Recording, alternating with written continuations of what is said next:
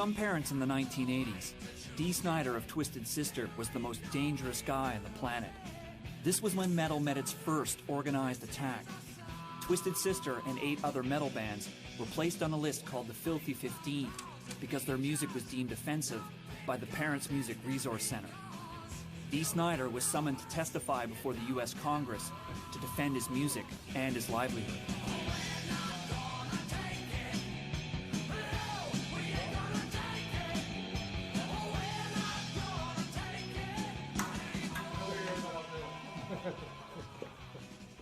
'1984 was a pretty insane time for Twisted Sister. We were hearing bits and pieces about this Parents Music Resource Center and Tipper Gore, but not really registering because we were getting protests and religious groups at every show. So just another parent group that, you know, was putting Twisted Sister on a list of targets. We have always talked about the positive aspects of the music industry, but of course the highlight has been on the excesses that have been allowed to develop as we have tried to focus our concern on those excesses. Somebody approached our office that the Senate committee is having a hearing on censorship with the PMRC and wanted to know if I would come and speak. Now my view of it, when I heard it, was they want me to carry the flag into battle. Hell yeah. Braveheart, baby. Braveheart wasn't even out, but that sort of mentality. Give me the fucking flag, man. Let's go. I knew that they were, like everybody else, grossly underestimating me. I knew that they viewed me as just another dunderheaded rocker, and they would bring me in, make me look like a fool, and I would help their cause. They did not know that I could construct a sentence and speak English fluently. And I'm there in my cut-off denim, my skin-tight jeans, my snakeskin boots, and a little bit of eye makeup left underneath, and my big hair. And I ain't getting dressed up for nobody. I'm a dirtbag, and I'm proud. And I'm playing these people like, you know, I mean, I've been, you know, mentally I'm setting these guys up for the kill.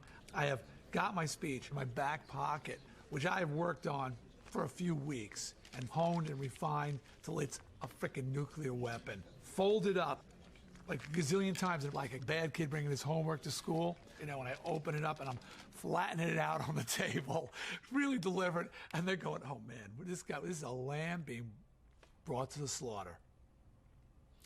And I start reading. Since I seem to be the only person addressing this committee today who has been a direct target of accusations from the presumably responsible PMRC, I would like to use this occasion to speak on a more personal note and show just how unfair the whole concept of lyrical interpretation and judgment can be, and how many times this can amount to little more than character assassination. And I am just tearing apart everything that they've accused me of, disproving without beyond a shadow of a doubt that everything they've accused me of has been wrong, false, and they are scrambling. They were saying that Under the Blade was about sadomasochism and bondage.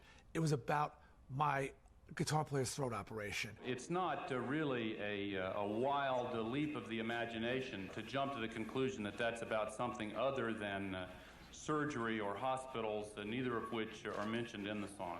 No, it's not a wild jump, and I think what I said at one part was that songs allow a person to put their own imagination, experiences, and dreams into the lyrics. People can interpret it many ways.